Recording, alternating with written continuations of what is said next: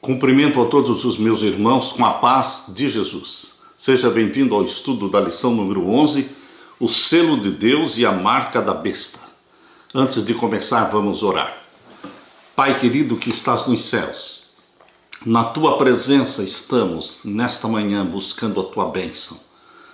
Derrama sobre mim e os meus irmãos a bênção do Espírito Santo, prometido por Jesus.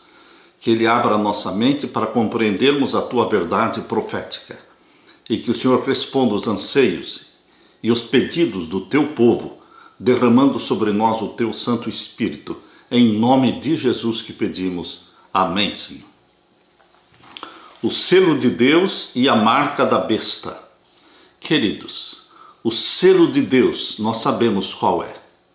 Ezequiel capítulo 20, verso 12, diz: também lhes dei os meus sábados, para que servissem de sinal entre mim e vós, para que saibais que eu sou o Senhor Deus que vos santifica. Deus nos deu um selo, Deus nos deu um sinal que mostra a autoridade, a soberania de Deus no mundo e sobre nós. Ele é o Criador dos céus e da terra.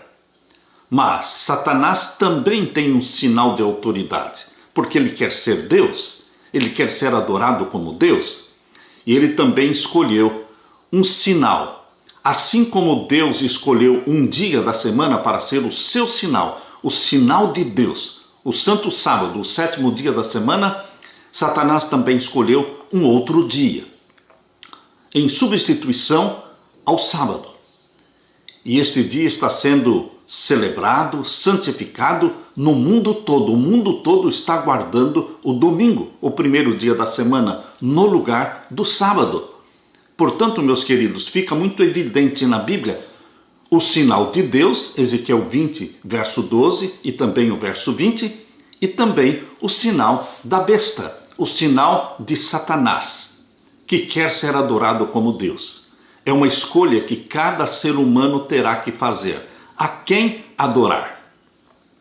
Tudo gira em torno de adoração. Deus merece ser adorado porque Ele nos criou, Ele nos redimiu, Ele nos salvou, Ele fez tudo o que pôde fazer e continua fazendo para nos salvar. Satanás não fez nada por você, não merece nada. Ele é o inimigo de Deus. O verso áureo diz: vi outro anjo que subia do nascente do sol, tendo o selo do Deus vivo. Este é o sinal de Deus. Ele gritou com voz bem forte aos 4 anjos, aqueles que tinham recebido o poder para causar dano à terra, ao mar, dizendo: não danifiquem nem a terra, nem o mar, nem as árvores, até marcarmos com um selo a testa dos servos do nosso Deus. Apocalipse 7, versos 2 e 3. À medida que estudamos os eventos do tempo do fim em relação à marca da besta, um ponto crucial é a diferença do modo de atuação de Deus e do inimigo das almas. As questões fundamentais no grande conflito entre Cristo e Satanás se concentram na lealdade, na autoridade e adoração.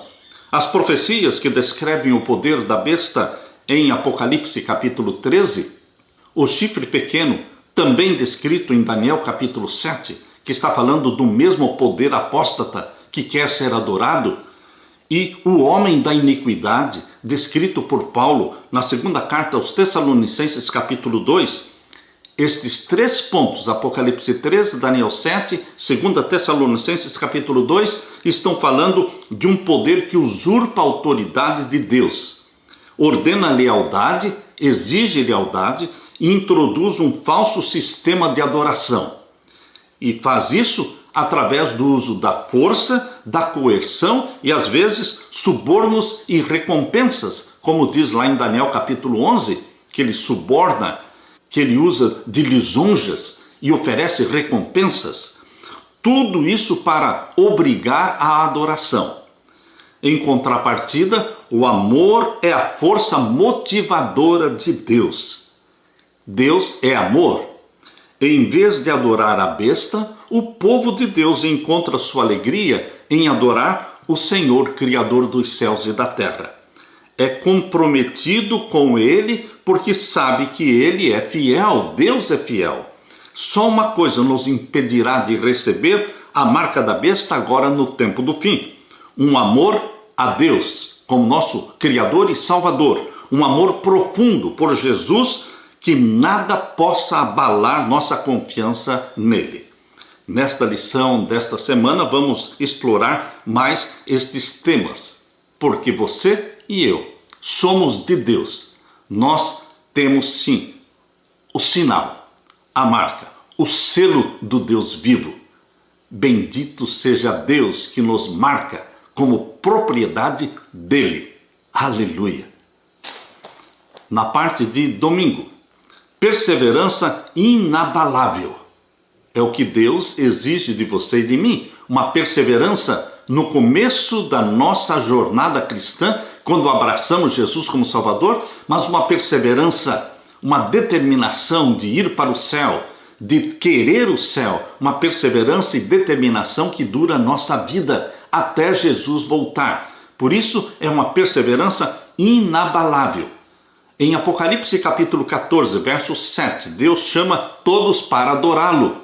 Ali diz claramente, abra sua Bíblia, Apocalipse capítulo 14 e o verso 7. Leia comigo. Dizendo com grande voz: temei a Deus e dai-lhe glória, porque vinda é a hora do seu juízo, e adorai aquele que fez o céu, e a terra, e o mar, e as fontes das águas. A primeira mensagem angélica é um convite para adorar aquele que merece ser adorado, o Deus Criador dos céus e da terra. Mas em Apocalipse 14, verso 8, fala também da adoração à grande Babilônia, a este poder apóstata. Diz o capítulo 14, verso 8, e outro anjo seguiu dizendo: caiu Babilônia, aquela grande cidade que a todas as nações deu a beber do vinho da ira da sua prostituição. Também é um convite à adoração.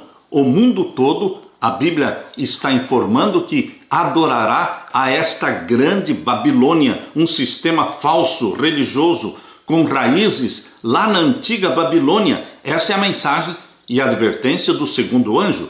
O terceiro anjo, em Apocalipse 14, verso 9, diz assim: e seguiu-se o terceiro anjo dizendo com grande voz: se alguém adorar a besta, o poder papal, a besta que subiu do mar, de Apocalipse 13, verso 1. Se alguém adorar a besta e a sua imagem, esta imagem é a imagem da besta, é outro poder mencionado em Apocalipse 13, aqui no capítulo 13, no verso 11 e 12, está falando da imagem da besta, a besta que subiu da terra, que usa todo o seu poder e influência no mundo para fazer com que todos se submetam e adorem à besta que subiu do mar. Portanto, a terceira mensagem angélica é uma advertência contra a adoração da besta que subiu do mar e também contra a besta que subiu da terra. E seguiu-os o terceiro anjo dizendo com grande voz: se alguém adorar a besta e a sua imagem e receber o sinal na sua testa ou na sua mão, também o tal beberá do vinho da ira de Deus que se deitou, não misturado no cálice da sua ira, e será atormentado com fogo e enxofre diante dos santos anjos e diante do Cordeiro. Esta é a terceira mensagem angélica.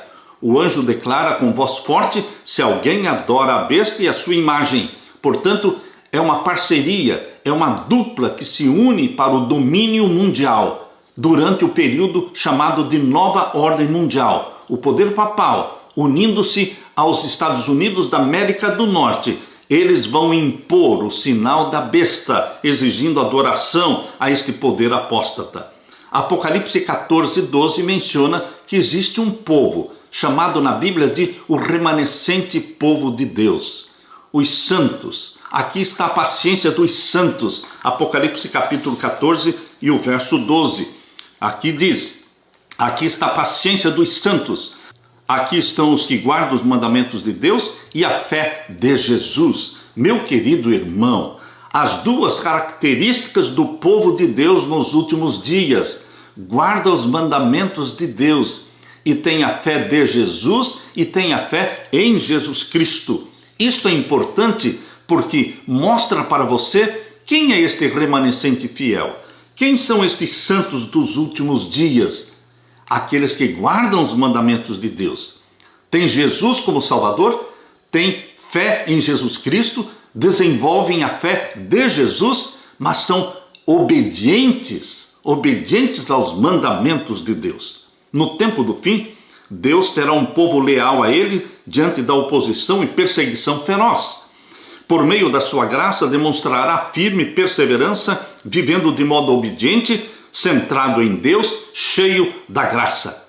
A adoração ao Criador é o convite da primeira mensagem angélica, no capítulo 14, verso 7. Está em oposição direta à adoração da besta, de Apocalipse 14, verso 9, a terceira mensagem angélica. É expressa por um povo que guarda os mandamentos de Deus e tem a fé em Jesus Cristo, Apocalipse 14, verso 12. O conflito final sobre lealdade a Cristo ou lealdade à besta gira em torno da adoração. E no centro do conflito entre o bem e o mal está o selo de Deus, o sábado, o sétimo dia, ou então o sinal da besta, o primeiro dia da semana. A quem você vai adorar? Se você está me ouvindo, se você está assistindo este vídeo, eu tenho certeza de que você vai tomar a decisão certa, ao lado de Jesus Cristo, ao lado do selo do Deus vivo, ao lado da adoração daquele que tudo fez, que nos criou, que nos salvou. Em Romanos capítulo 8, verso 1 a 4, abra sua Bíblia, em Romanos capítulo 8 e os versos 1 até o verso 4. Aqui Deus fala através do apóstolo Paulo. Romanos 8, 1 a 4. Portanto, agora nenhuma condenação há para os que estão em Cristo Jesus. Diga, aleluia! Não há condenação, não existe perdição, não existe sentença contra aqueles que estão em Cristo Jesus. Somos todos pecadores, mas que nos abrigamos sob a graça do nosso Senhor Jesus Cristo e encontramos perdão, um perdão que apaga o nosso passado, um perdão que nos comunica poder para viver em obediência a Deus, um perdão que vem através do poder do Espírito Santo que em você e em mim habita. O poder do Espírito Santo, ele nos capacita à obediência e ele cria em você repulsa pelo pecado. Você passa a sentir repulsa pelo pecado. Portanto, nenhuma condenação há para os que estão em Cristo Jesus, aleluia, que não andam segundo a carne, segundo a natureza carnal, pecaminosa que você e eu temos desde que nascemos do ventre da nossa mãe. Por que não andamos segundo a carne? Porque o Espírito Santo gerou em você e em mim uma natureza santa espiritual, gerada pelo Espírito Santo, a natureza santa de Jesus. Começamos a pensar e a ter o espírito de obediência de Jesus implantado em nós pelo Espírito Santo. Por isso não andamos segundo a carne, segundo a natureza pecaminosa. Ela existe, mas ela está vencida, suplantada pela natureza santa de Jesus implantada em você. Andamos segundo o Espírito. É o Espírito Santo que conduz você, meu irmão. Você é filho de Deus, diz o capítulo 8, verso 14, porque todos os que são guiados pelo Espírito de Deus, esses são filhos de Deus. Você é filho, você é filha de Deus, porque foi salvo por Jesus Cristo, gerado pelo Espírito Santo, e então você entrou para a família de Deus como filho, como filha. Aqui diz o capítulo 8, verso 14, porque todos os que são guiados pelo Espírito de Deus, estes são filhos de Deus. Você tem dúvida de que você é filho de Deus? Você é filho de Deus tanto quanto Jesus. Jesus, ele é filho de Deus porque nasceu da Virgem Maria, gerado não de um pai humano, mas gerado pelo Espírito Santo. E você e eu somos filhos de Deus porque também fomos gerados pelo Espírito Santo. O mesmo Espírito Santo que gerou Jesus no ventre da Virgem Maria. Este Espírito Santo gera em você e gera você como filho, como filha de Deus. Que alegria termos um Pai Celestial, termos um Salvador que é Jesus Cristo e um Espírito Santo que em nós habita. O capítulo 8, verso 2 diz, porque a lei do Espírito de vida, a lei do Espírito Santo implantada em você, Deus escreve a lei dos 10 mandamentos através do Espírito Santo na sua mente, porque a lei do Espírito de vida em Cristo Jesus me livrou da lei do pecado e da morte. Sem Cristo, a lei nos condena, mas em Cristo Jesus, essa mesma lei é escrita na nossa mente, no nosso coração, e se torna o nosso deleite, a nossa alegria, porque é o espírito de obediência implantado pelo Espírito Santo em nós. Verso 3 diz, porque o que era impossível à lei, o que era impossível à lei dos 10 mandamentos? Nos salvar. A lei é impossível salvar alguém, porque ela não foi dada para ser salvador de ninguém. O Salvador único, exclusivo, é Jesus Cristo. A lei não salva, nunca salvou. O que era impossível à lei, que era salvar o ser humano pecador, visto como estava enfermo pela carne, a lei estava quebrada pela desobediência, primeiramente pelo pecado de Adão e Eva, e agora pelos pecados seus e meus também. Uma lei quebrada não salva ninguém. Por isso que era impossível a lei, visto que ela estava enferma pela carne, Deus fez algo. Deus, enviando o seu Filho em semelhança da carne do pecado, Jesus assumiu uma natureza humana já degenerada, já corrompida por 4.000 anos de pecado. Fisicamente, Jesus recebeu uma natureza humana pecaminosa, fisicamente. Moralmente, espiritualmente, Jesus era santo, nasceu santo. Mas a natureza física de Jesus já tinha sofrido as consequências de 4.000 anos de pecado, enviando o seu Filho em semelhança da carne do pecado. Pelo pecado, condenou o pecado na carne. Através da vida perfeita de Jesus Cristo, condenou o pecado. O Jesus que venceu o pecado não é o Deus Jesus, mas é o Jesus homem. Jesus não exerceu seus poderes divinos para vencer o pecado. Ele era dependente do Pai, ele vivia em comunhão com o Pai. Ele era batizado pelo Espírito Santo. O Espírito Santo dirigia a vida de Jesus. E, queridos, o Espírito Santo habilitou Jesus Cristo a viver na dependência do Pai, em obediência a esta santa lei. Jesus Cristo fez aquilo que nenhum ser humano poderia fazer, porque ele nasceu sem pecado e viveu uma vida sem pecado. Por isso ele pôde morrer na cruz pelos seus e pelos meus pecados. Deus fez o grande milagre da salvação através de Jesus Cristo. Aqui diz o verso 4, para que a justiça da lei se cumprisse em nós, porque Jesus viveu uma vida perfeita, e ele dá esta perfeição, estes méritos perfeitos de Jesus nos são concedidos, para que a justiça da lei se cumprisse em nós, que não andamos segundo a carne. Jesus não andava segundo a carne, e você e eu, gerados pelo Espírito Santo, não andamos segundo a carne. Temos natureza carnal pecaminosa? Temos, mas não andamos segundo a carne, segundo os desejos da carne, segundo os apelos e os desejos da nossa natureza pecaminosa. Nós não seguimos estes desejos da natureza pecaminosa.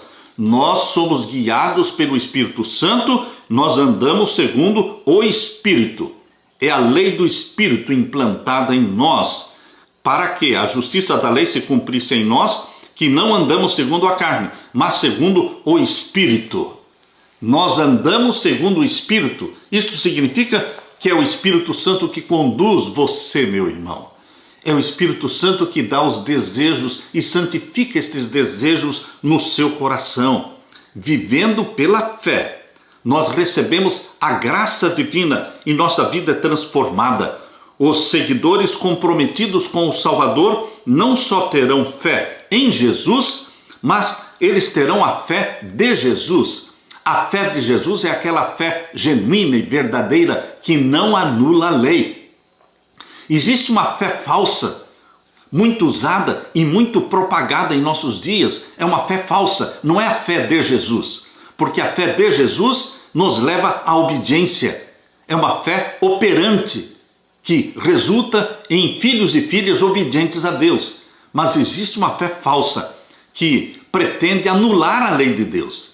Porque as pessoas dizem, eu fui salvo pela fé em Jesus, por isso eu não preciso guardar os mandamentos de Deus. Esta não é uma fé operante, Esta não é uma fé genuína, ela não é a fé de Jesus. A fé de Jesus é aquela que resulta em filhos obedientes. Portanto, temos fé em Jesus como Salvador e temos a fé de Jesus, que é a fé genuína, que não despreza os mandamentos de Deus.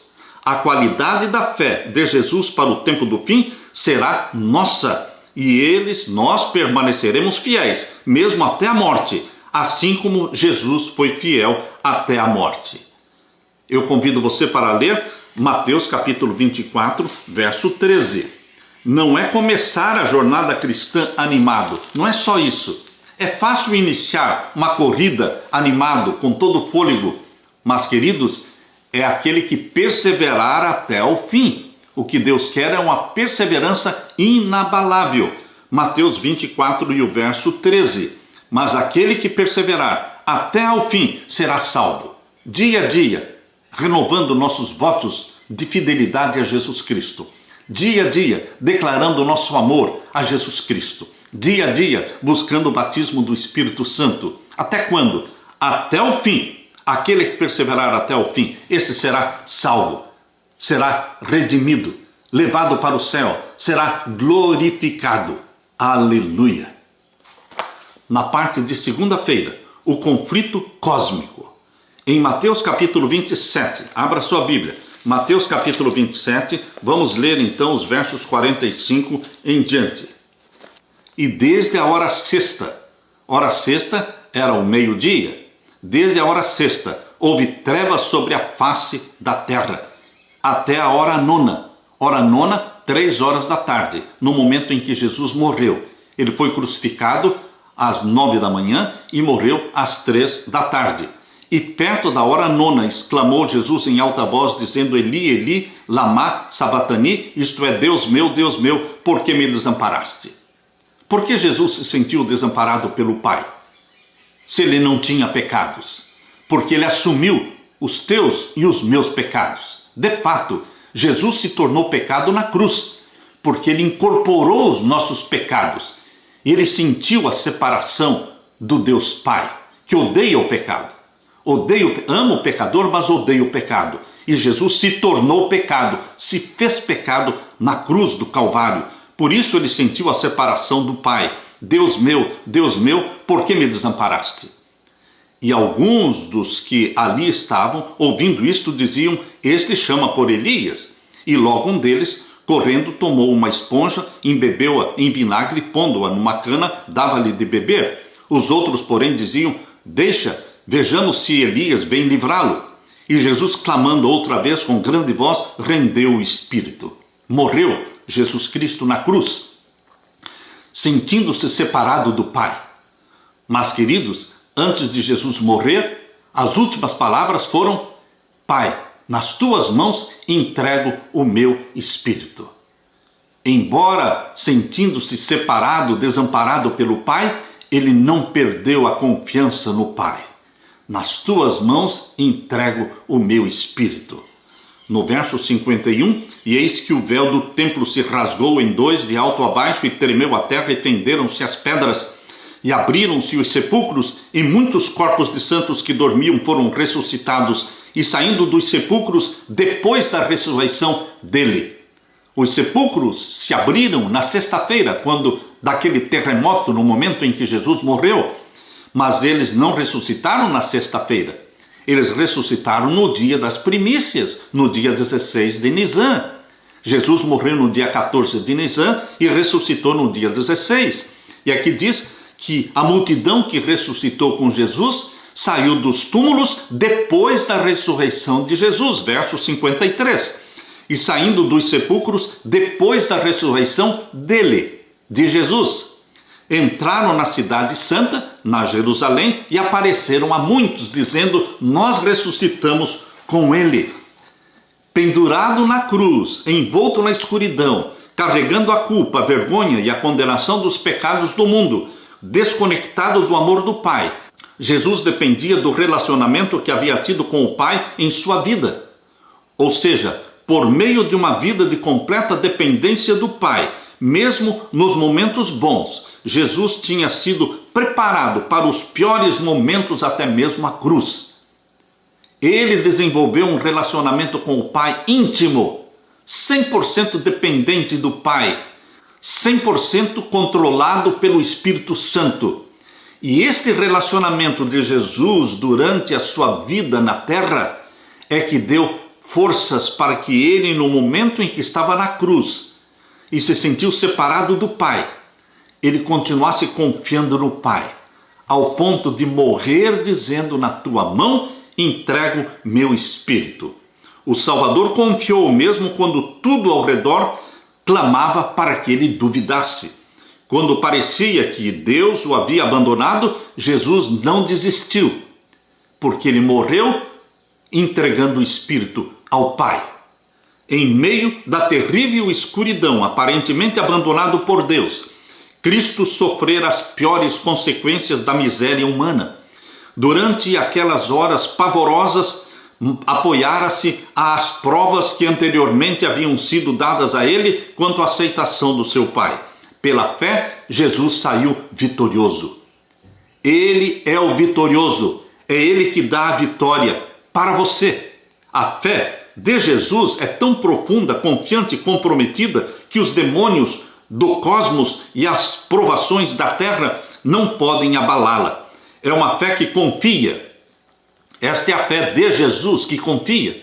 E esta é a fé que ele dá para você através do Espírito Santo. A fé de Jesus que confia quando não pode ver. Uma fé que acredita quando não consegue entender. Uma fé que agarra com firmeza quando há pouco em que se agarrar.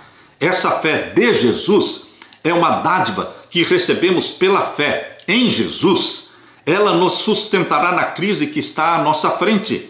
É a fé de Jesus habitando em nosso coração que nos permite adorar a Jesus como supremo e perseverar firmemente quando a marca da besta for imposta. A fé, contudo, não surge do nada.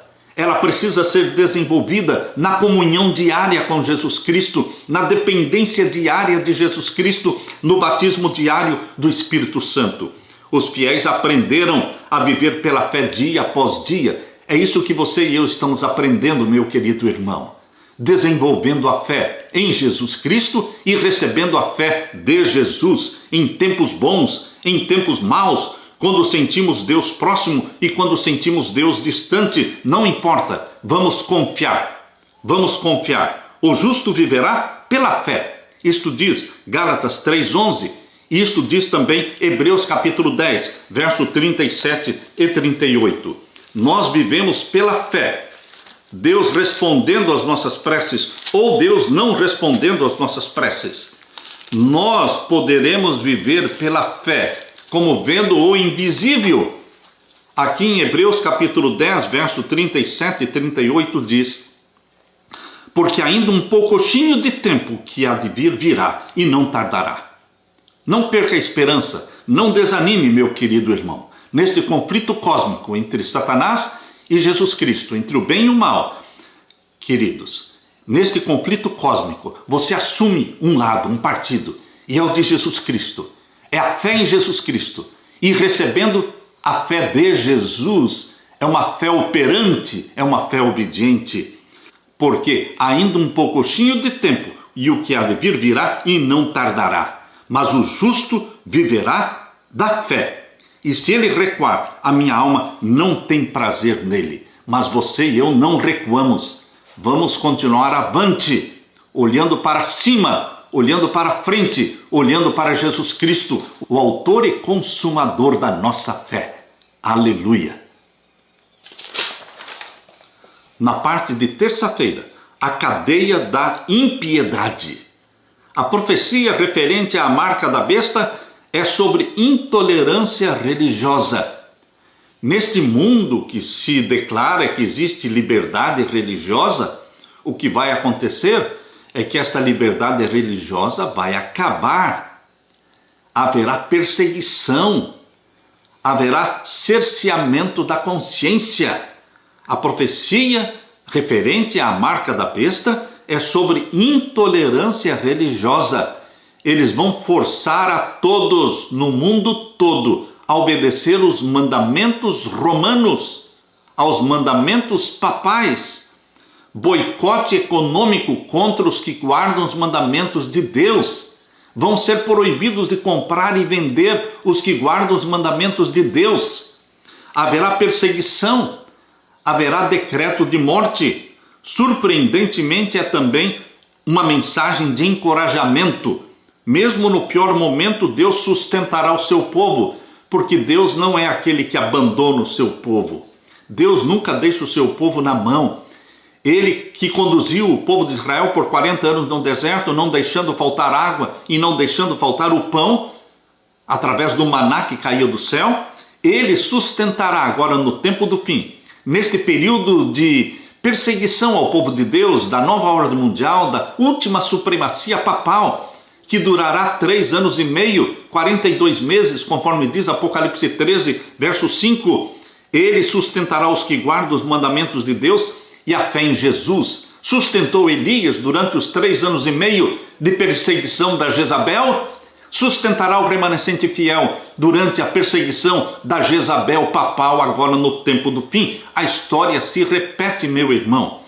E entre esses mandamentos de Deus, é claro, está o 4º mandamento, que é o sábado. Lembra-te do dia do sábado para o santificar.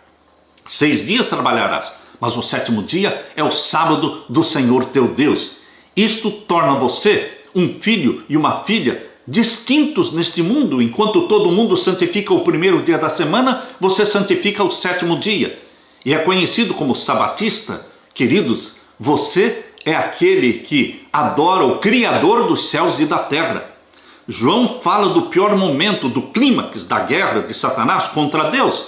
Isto está revelado em Apocalipse 13. É a guerra do poder que subiu do mar, unindo-se ao poder que subiu da terra, a besta que subiu do mar e a besta que subiu da terra, que se unem para perseguir o povo de Deus.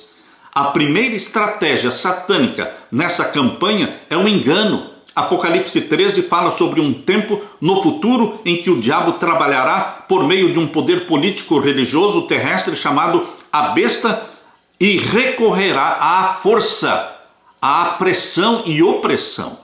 A perseguição religiosa proclamada em Apocalipse capítulo 13 não é novidade. Satanás agiu assim no passado e a história vai se repetir. Apocalipse 13, meu querido irmão, é um capítulo inteiramente, desde o 1º verso até o último verso de Apocalipse 13, é um contexto escatológico, é um contexto voltado para o tempo do fim. Queridos, por isso fala que esta besta que foi ferida de morte em 1798 recuperaria o poder, a sua chaga seria curada. Desde a partir do ano de 1929, a chaga mortal começou a ser curada, quando o Estado do Vaticano foi criado em 1929 através do Tratado de Latrão. E este poder está recuperando dia a dia sua supremacia, sua soberania no mundo, porque todos estão se submetendo a este poder romano. A perseguição religiosa não é novidade, porque a história se repete. Existe desde que Caim matou Abel por adorar a Deus da forma como Deus instruiu. Jesus disse que a perseguição aconteceria até mesmo aos crentes no 1º século e ao longo de todos os séculos. Chegará a hora, Jesus avisou, em que todo aquele que os matar pensará que com isso estará prestando um culto a Deus. João capítulo 16, verso 2. A marca da besta, colocada no lugar do sinal de Deus, colocada no lugar do selo do Deus vivo. A marca da besta será o último elo dessa cadeia ímpia e perseguidora. Como as perseguições do passado, ela foi projetada para forçar todos a se conformarem com um determinado conjunto de crenças e com um sistema provado de adoração. Abra sua Bíblia e vamos ler Apocalipse 13, versos 15 a 17. Quando você ler Apocalipse 13, versos 15 a 17, lembre-se que a partir do verso 1 do capítulo 13 está falando da besta que subiu do mar, o poder papal, que recebeu o seu trono, o seu poderio, a sua autoridade do dragão. Esta besta que subiu do mar foi ferida de morte em 1798, mas a chaga começou a ser curada em 1929. e se uniu ao poder que subiu da terra, a besta que subiu da terra, os Estados Unidos da América do Norte, que usa seu poder, sua força, sua potência militar para impor obediência, impor a submissão ao poder papal agora no tempo do fim. Por isso esses dois poderes que se unem, formando uma parceria para o domínio mundial, durante a nova ordem mundial, durante a última supremacia papal, este poder vai impor o sinal da besta e vai fazer um boicote econômico contra os que não guardam o primeiro dia da semana.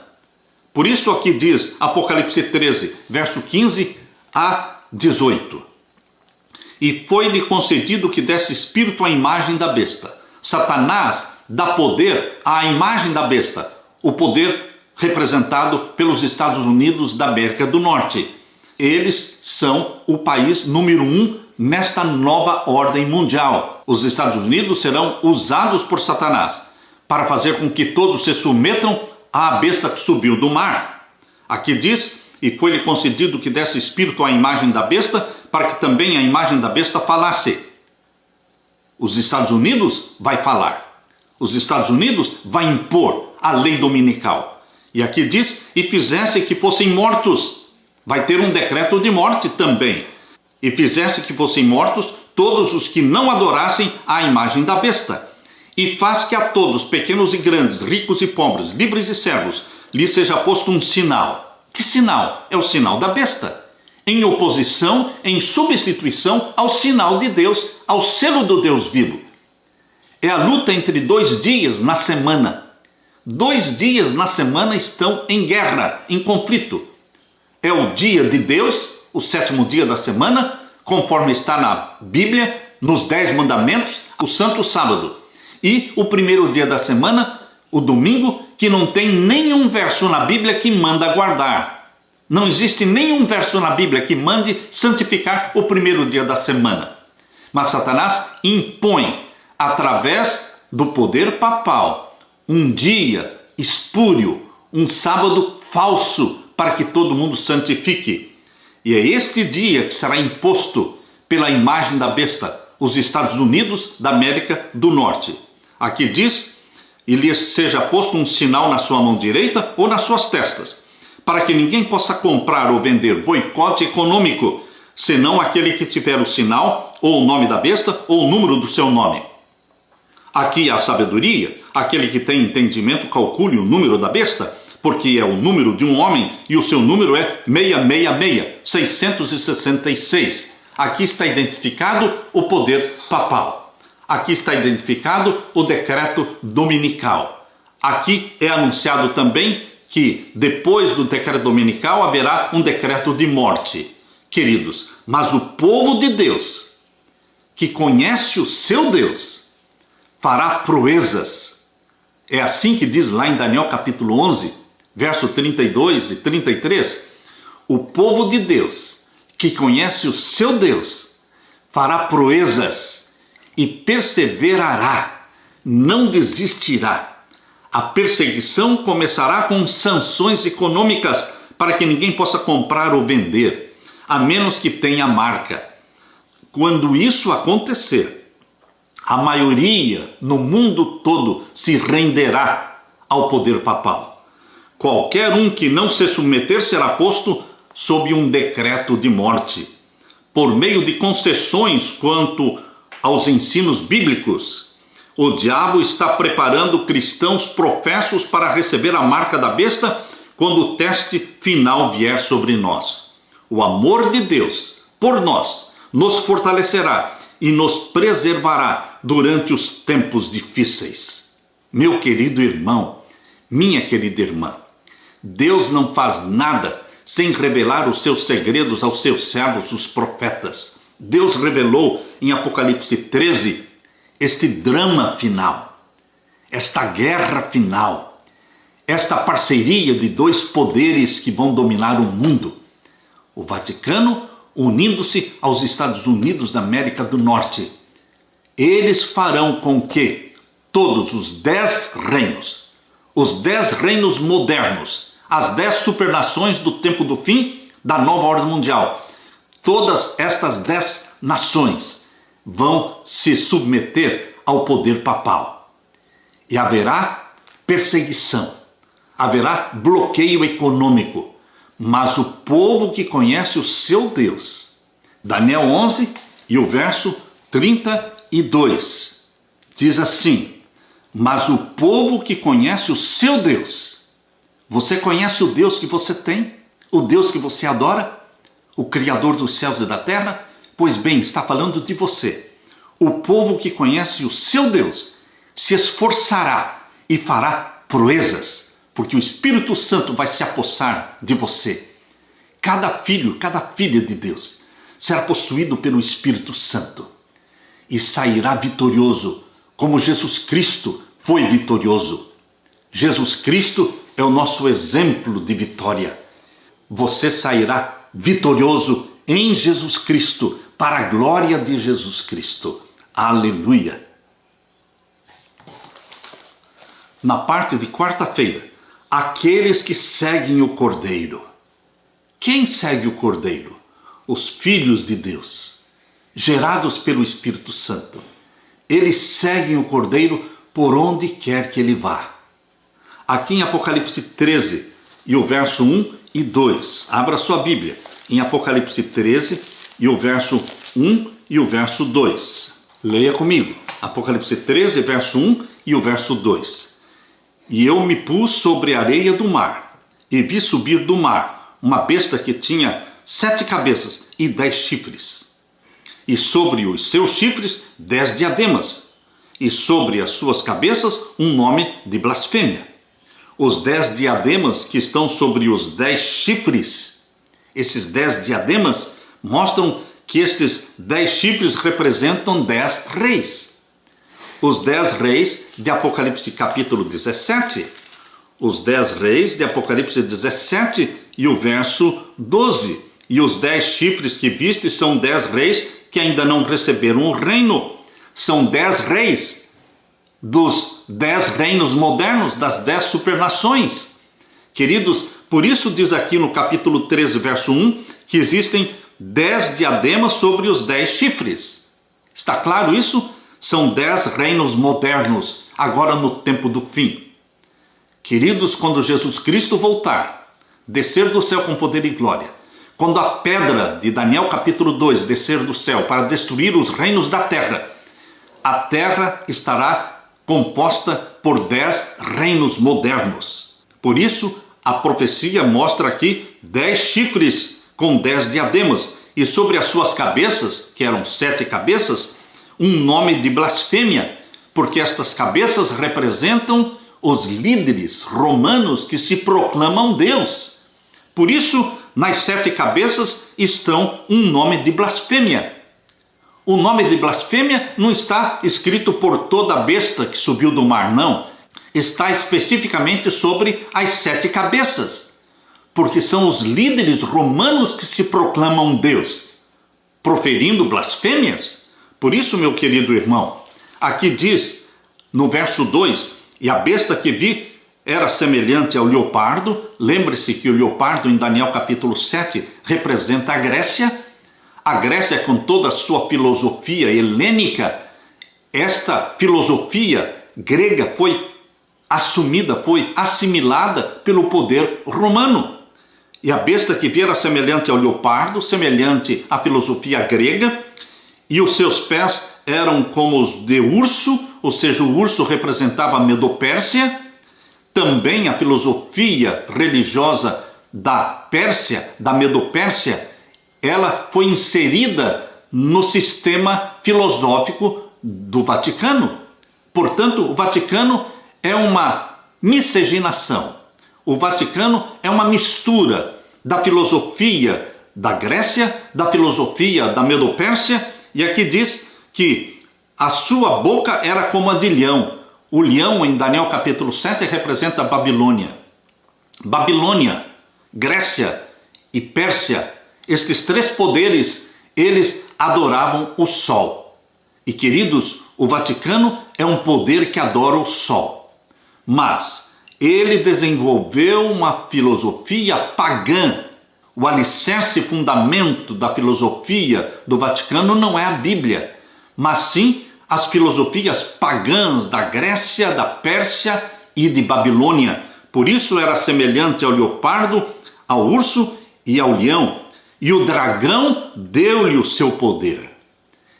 Ali o Vaticano, o Estado do Vaticano, aquela localização onde a mulher de Apocalipse 17 está sentada. Apocalipse 17 diz que a mulher está sentada sobre os 7 montes. Está muito claro aqui em Apocalipse capítulo 17. Abra sua Bíblia, Apocalipse 17 e o verso 9. Aqui há sentido, quem tem sabedoria, as 7 cabeças são 7 montes. Queridos, as 7 cabeças são 7 montes. Os 7 montes, as 7 colinas de Roma, sobre os quais a mulher está sentada. A mulher é a igreja de Roma. Está com sede, está assentada sobre a cidade de Roma. Queridos, a mulher é a igreja de Roma. E onde ela está localizada? Na cidade dos 7 montes.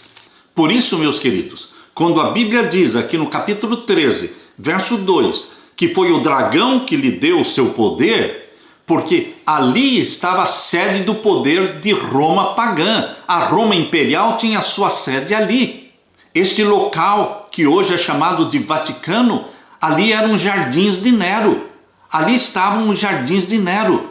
No tempo de Constantino, aquela localização, aquele pedaço de terra, foi concedido ao Vaticano como uma doação.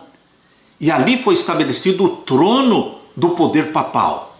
Roma imperial foi substituída por Roma papal. Por isso recebeu o seu poder do dragão, recebeu o seu trono do dragão e grande poderio, diz aqui o verso 2. A primeira besta de Apocalipse 13, a besta que subiu do mar, recebe o poder, o trono e grande autoridade do dragão, que é Satanás. Apocalipse 12, verso 9, diz que o dragão é Satanás. Satanás é um inimigo astuto e trabalha através de poderes terrestres. Apocalipse 12, versos 3 a 5, diz que esse dragão, o diabo, tentou destruir o Filho de Deus quando ele nasceu. Esse Filho de Deus, que se tornou filho do homem, foi mais tarde arrebatado para junto de Deus e do seu trono. A criança é Cristo. Desejando destruir Cristo, Satanás usou Herodes e Roma imperial. Um governador romano, Pilatos, condenou Jesus à morte. Um carrasco romano o pregou na cruz. Um soldado romano o perfurou com uma lança e soldados romanos vigiaram seu túmulo. De acordo com Apocalipse 13, verso 2, o dragão, que é Satanás, atuando por meio de Roma pagã, daria o trono do seu governo a esse poder da besta emergente do mar. Queridos, em Apocalipse capítulo 13, verso 3, diz assim: e vi uma das suas cabeças como ferida de morte. Isto aconteceu no dia 10 de fevereiro de 1798, quando o Papa Pio VI foi preso. Vi uma das suas cabeças como ferida de morte, e a sua chaga mortal foi curada. Começou a ser curada no Tratado de Latrão em 1929 e está sendo curada. E totalmente será curada quando o decreto dominical for imposto sobre o mundo todo. Então a ferida mortal terá sido totalmente curada e toda a terra se maravilhou após a besta. Queridos, todos vão adorar esta besta que subiu do mar. Não existe poder na terra que permaneça em pé. Todos vão se ajoelhar e vão se submeter ao poder papal. Todas as 10 supernações modernas, todos se submeterão. Mas os remanescentes fiéis de Deus, aqueles que guardam os mandamentos de Deus e têm a fé de Jesus e têm a fé em Jesus, eles não se submeterão. Serão perseguidos, mas serão amparados e protegidos por Deus.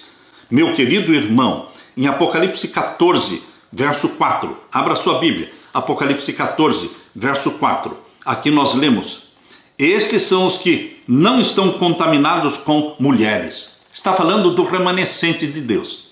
O remanescente de Deus é representado pelos 144 mil, mas não são os únicos salvos. 144 mil são as primícias dos salvos vivos, mas tem a grande seara de salvos vivos, representada pelos 144 mil.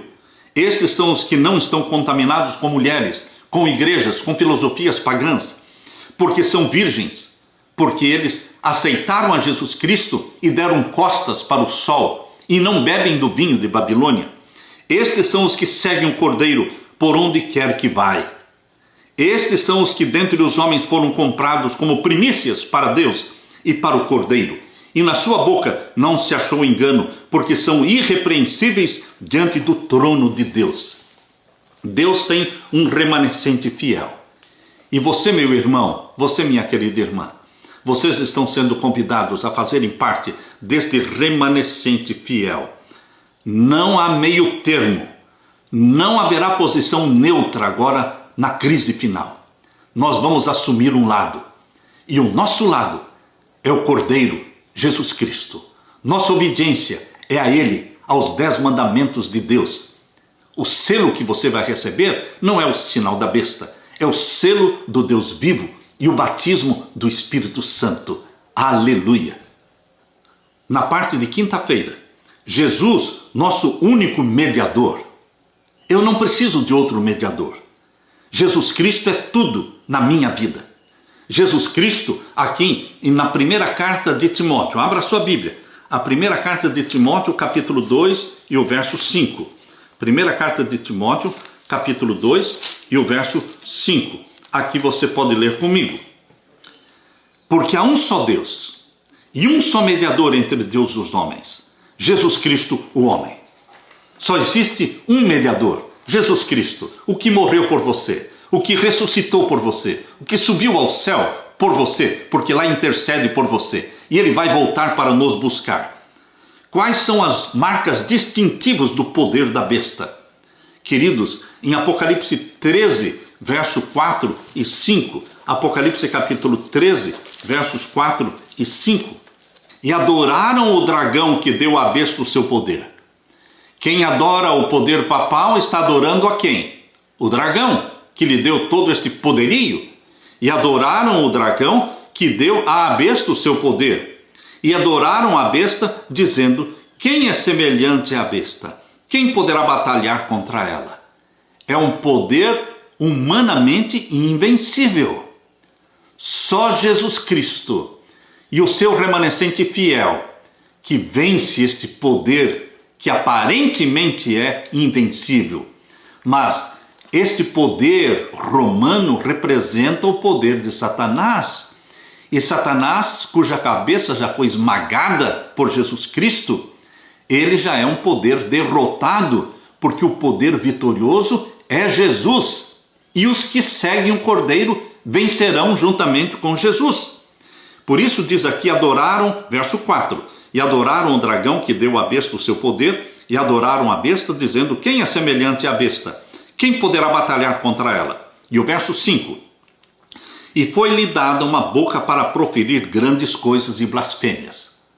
Este poder romano do Vaticano recebe a autoridade de Satanás para proferir grandes coisas arrogantes e blasfêmias, se proclamando Deus na terra e exigindo adoração. Você vai reconhecer este poder como Deus na terra? Você vai se ajoelhar diante deste poder? Aqui diz que ele recebe poder para dominar a terra. No passado, dominou a terra, a primeira supremacia papal da Idade Média, por 42 meses proféticos, 1260 anos, 538 até 1798. Mas a história vai se repetir, meu querido irmão. Esta profecia de Daniel 13:5 tem dupla aplicação. Aponta para a supremacia papal da Idade Média e aponta para a supremacia papal do tempo do fim. Só que a supremacia do tempo do fim, o tempo vai ser abreviado de 42 meses proféticos para 42 meses literais, 3 anos e meio. Assim como Cristo teve um ministério de 3 anos e meio na terra, o anticristo também pretende ter um ministério de 3 anos e meio na terra. O anticristo imita Cristo no sentido de criar uma lei, porque existe a lei dos 10 mandamentos no catecismo, imitando a lei dos 10 mandamentos da santa lei de Deus que está na Bíblia, Êxodo capítulo 20. Assim como Deus tem um dia santo nos 10 mandamentos da sua lei, em Êxodo 20, e é o sábado, o 7º dia da semana, esta lei romana, que está no catecismo, também existe ali um dia santo, que é o primeiro dia da semana. Perceba que Jesus Cristo aceitava ser adorado e o anticristo também aceita ser adorado.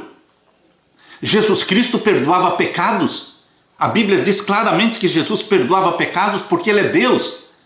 Mas o anticristo também pretende ter poder para perdoar pecados.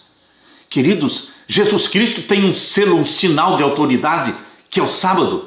O anticristo também tem um sinal de autoridade, que é o domingo. Por isso, meu querido irmão, aqui diz no capítulo 13, verso 5, e foi-lhe dada uma boca para proferir grandes coisas e blasfêmias, porque este poder romano que recebeu a ferida mortal, cuja ferida mortal foi curada, vai dominar o mundo e profere blasfêmias, proclamando-se Deus, aceitando adoração. E agora, no tempo do fim, diz, e deu-se-lhe poder para continuar por 42 meses. Você não pode dizer que isto aqui é a Idade Média. Existe uma aplicação para a Idade Média, sim, mas, queridos, aqui o capítulo 13, desde o verso 1 até o verso 18, todo o capítulo 13 de Apocalipse é escatológico. Está falando da cura da ferida mortal. Está falando do tempo em que haverá a recuperação da supremacia papal, do decreto dominical, do decreto de morte, da pressão contra o povo de Deus, do boicote econômico. Meu querido irmão, está muito claro que a história vai se repetir. Jesus Cristo é Deus. E o poder romano, papal, se proclama Deus na terra. Jesus Cristo é o único mediador seu e meu. 1 Timóteo capítulo 2, verso 5. Porém, o poder romano instituiu um santo para cada dia do ano, para esconder Jesus Cristo, o único mediador, para que as pessoas recorram aos santos em vez de recorrerem a Jesus Cristo. Mas só Jesus é mediador no céu. Só Jesus derramou sangue para salvar você, meu querido irmão. Por isso, há um só mediador entre Deus e os homens, Jesus Cristo, o homem, aquele que se tornou membro da família humana. Eu convido você para ler agora 1 João, capítulo 2, verso 1. Primeira carta de João, capítulo 2, e o verso 1. Aqui a palavra de Deus diz, meus filhinhos, estas coisas vos escrevo para que não pequeis. Deus escreveu para que você não peque. O propósito que Deus quer implantar em você é o propósito de não pecar. Somos pecadores? Somos. Mas não é porque somos pecadores que nós somos obrigados a pecar. O pecado é um ato voluntário da alma. Você decide pecar ou decide não pecar. Não faça da sua natureza pecaminosa, meu irmão, uma desculpa para continuar pecando.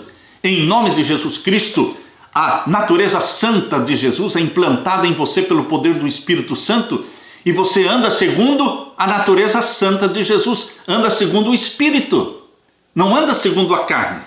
Por isso, o propósito de Deus, que Ele quer implantar em você, é o de não pecar. Meus filhinhos, estas coisas vos escrevo para que não pequeis. E se alguém pecar, quando acontecer de você pecar, você vai correr para Jesus Cristo e receber perdão de Jesus Cristo. Queridos, Jesus Cristo é o nosso advogado. E se alguém pecar, diz aqui 1 João 2,1, temos um advogado. Jesus Cristo é o advogado que nunca perdeu nenhuma causa.